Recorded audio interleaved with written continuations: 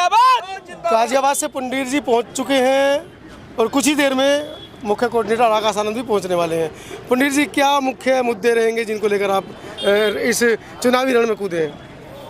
भाई, हमारी पार्टी सर्वजन सुखाई पार्टी है, सबका साथ सबका विकास करने वाली पार्टी है।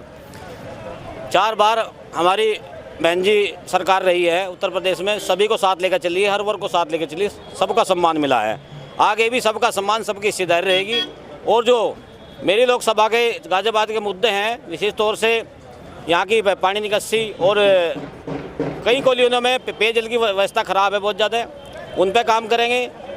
और यहाँ पे हाउस टैक्स बहुत बढ़ा दिया है सरकारों ने, उन पर इंटरेस्ट ले रहे हैं, उनको कम करेंगे। एजुकेशन पे, खाने की चीज़ों पे GST हटाएंगे। तो ये प्रमुख मुद्दे जो आम पब्लिक के हित में है। जो प्राइवेट स्कूलों की ये फीस है, उसके लिए भी कोई नीति लाएंगे जिससे कम से कम फीस हो और सभी इसको वहन कर सके। गाजियाबाद दिल्ली से सटा है तो इसको व्यापार नगरी भी कहा जाता है।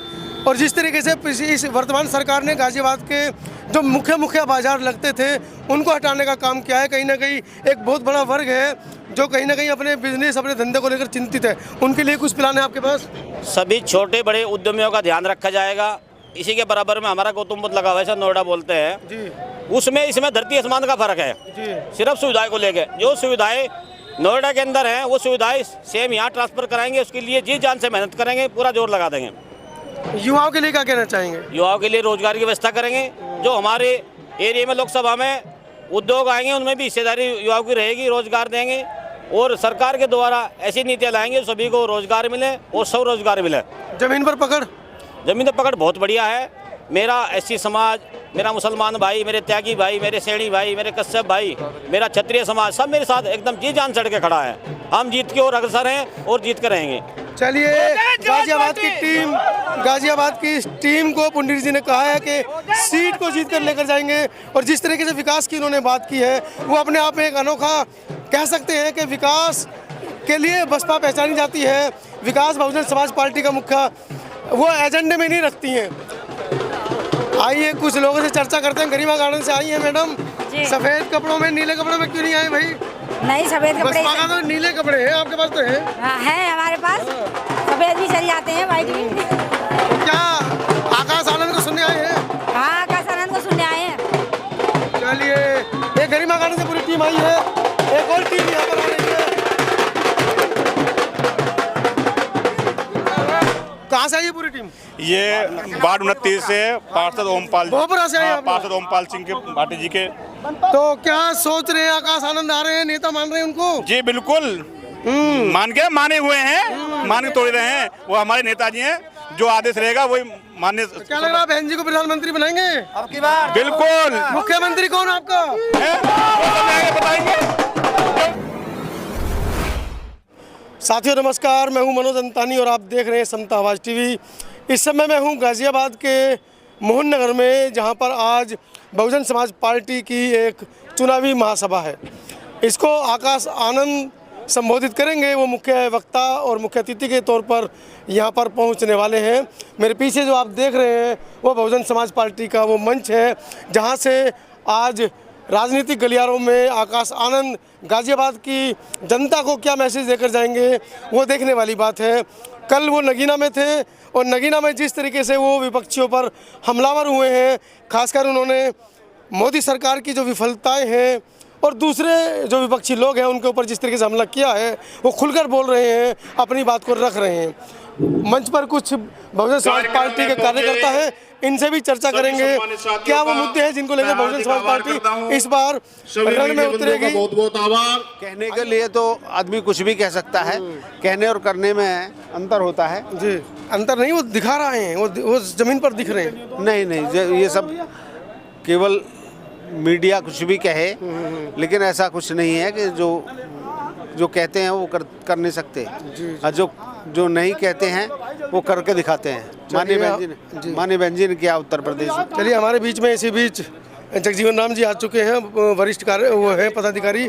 जगजीवन राम जी, किस तरीके से पूरे माहौल को देख रहे हैं राजनीति को? ये बहुत अच्छा माहौल चल रहा है, तो आप सभी लोग देख रहे हो जी। अभी जो है हमारे बीच में आकाश जी पहुंचने वाले कुछ ही देर में जी, और उसके बाद का माहौल आप खुद दिखाओगे।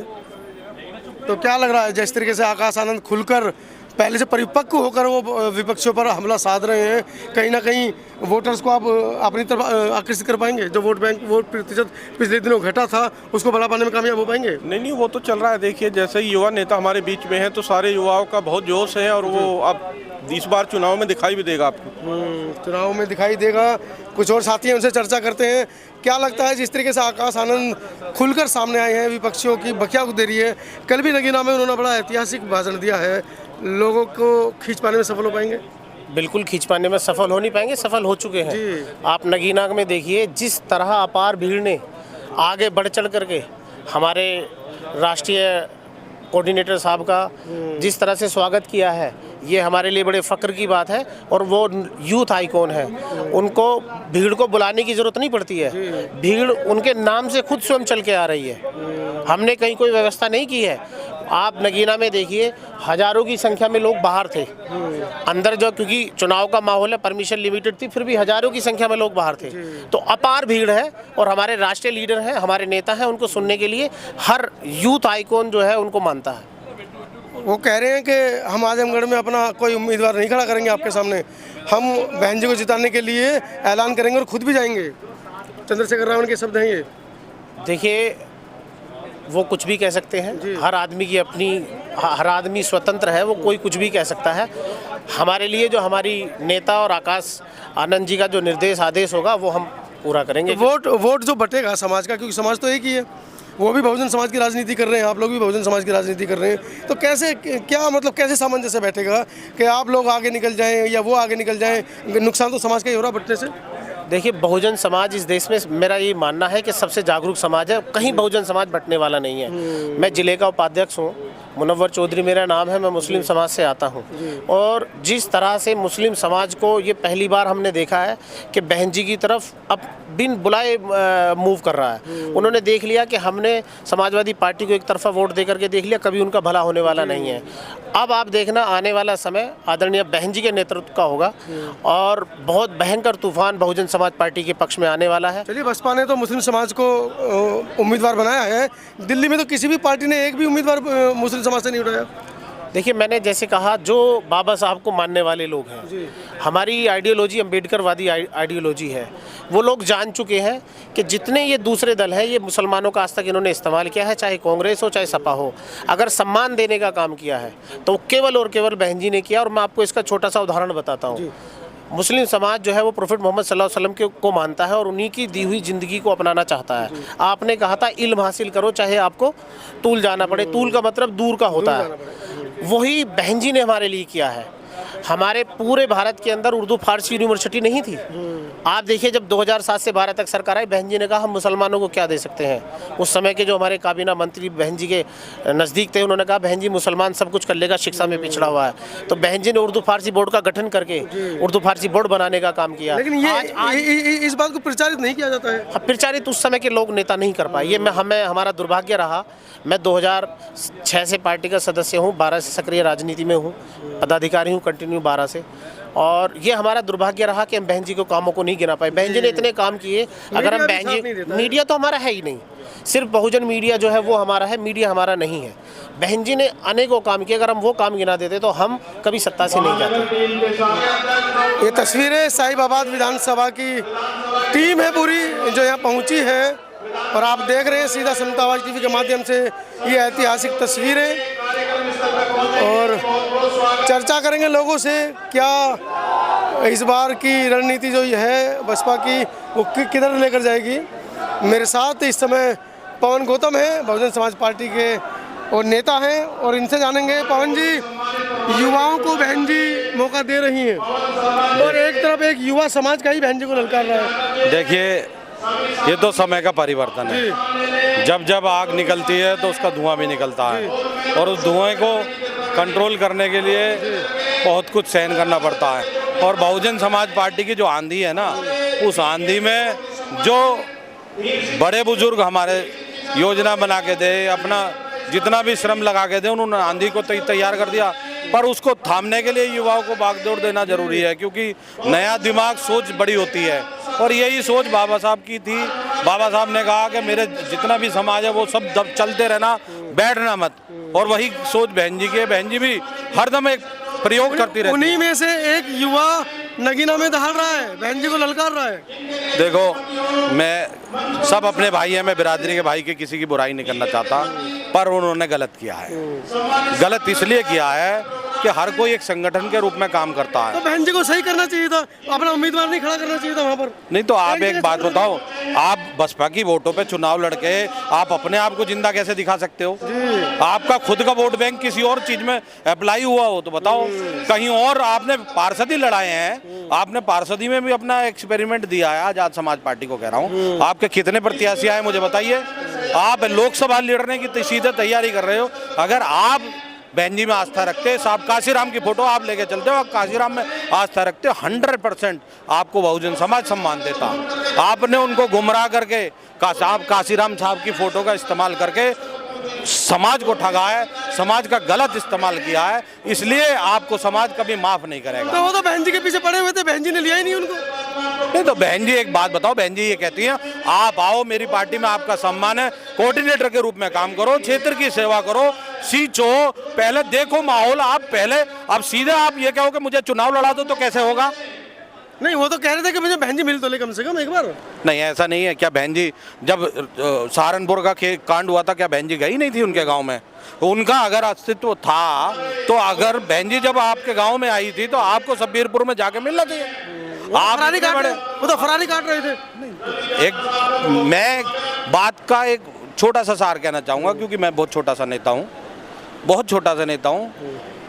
जब कभी दो बड़े लड़ते हैं तो 100% उनमें कोई ना कोई तकरार की बात होती है, और तकरार को ख़त्म करने के लिए हमें अगर आहुति बनना पड़े तो हम तैयार होते हैं।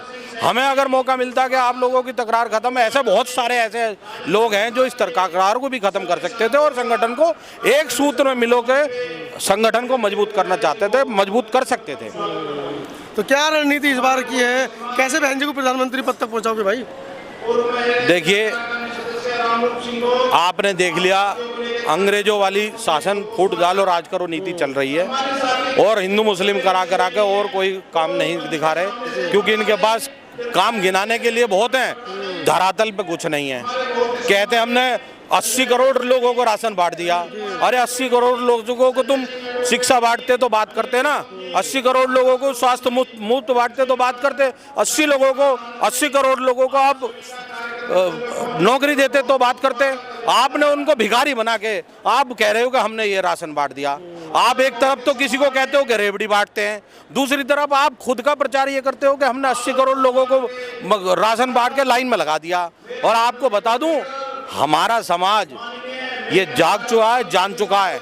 2012 में बहन जी के कार्यकाल में राशन जब भी बढ़ता था और उसकी कोई भी कहीं भी ये नहीं दिखाया जाता था हम राशन बांटते हैं, क्योंकि वो गरीबों के लिए योजना थी और उसमें चीनी भी मिलती थी, तेल भी मिलता था और अन्य सामान भी मिलते थे। आज तो आप 2 ही चीज़ों के लिए लाइन में लगते हो और उसमें भी आपको पता चलता है कि आपके 1 यूनिट में 2 किलो कट जाता है। मैं फिर वही बात बदलाना चाह रहा हूँ कि समय बदल गया है, सब जाग चुके हैं और सबको पता चल गया है। 2012 में गाजियाबाद ने इतिहास लिखने का काम किया था, त्रिकोणीय चुनाव कराकर यहाँ से बहन जी को 4 विधानसभा जितवाने का काम किया था, और यही इतिहास फिर इस बार दोहराएगा। स्थिति गंभीर हो गई है, प्रत्याशी बहुत बढ़िया आपके बीच में आया और प्रत्याशी के लिए लोग बागों की सोच बदल रही है, जर्नल कास्ट की सोच बदल रही है। तो प्रत्याशी बदलती है, प्रत्याशी है ही नहीं आपके पास, कह रहे हो जीत जाएंगे। नंदकिशोर पंडीर जी आपके बीच में है, नंदकिशोर पंडीर जी आपके बीच में खुल के आए हैं और वो कह रहे हैं कि जितना मुझसे समय लेना चाहते हो उसका 4 गुना मैं दूंगा, 10 गुना मैं दूंगा। आप मेरे को झोंकने को तैयार मिले, मैं आपके साथ खड़ा होने वाला मिलूंगा।